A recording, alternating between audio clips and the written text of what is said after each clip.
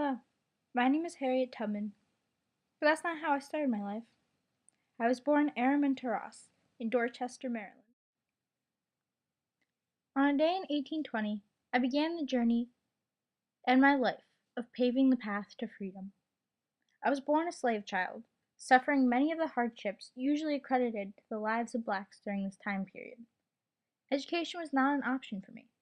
Hard work and sometimes harsh punishment built up my character but broke down my body.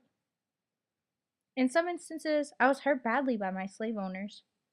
So in 1848, I ran away, escaping this life of hardship. My brothers came with me, but were too scared to stay and returned to the life of slavery. This decision came with many consequences, though. I had to leave my husband John, who had threatened to expose me. And over the next 10 years, I returned to the South to rescue people in the same situation This accumulated to about the North, escaping slavery. We used a complicated assortment of stations from the deep South all the way to the northernmost borders of the United States. Unfortunately, though, the Fugitive Slave Act was passed in 1850, placing a punishment on anyone who assisted runaway slaves. Due to this, we were forced to push our transportation routes all the way up to Canada.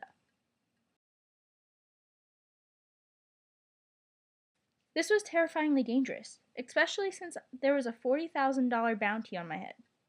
But we just kept pushing, and after John Brown's insurrection, I had to make my voice heard. I had to help change the country's mind. This is when I started my speaking tour. I spoke out against slavery, and I also made a mission to discuss the redefinition of women's rights in America. The next year, the Civil War began.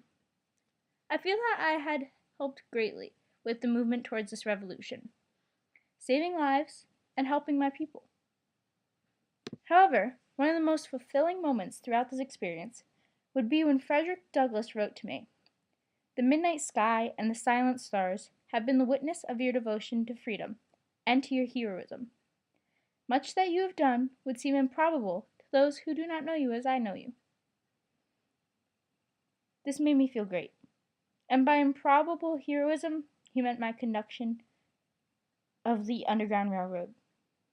This experience, though, was not meant to promote myself, but to promote the abolition and to make my country realize what it truly means to be free.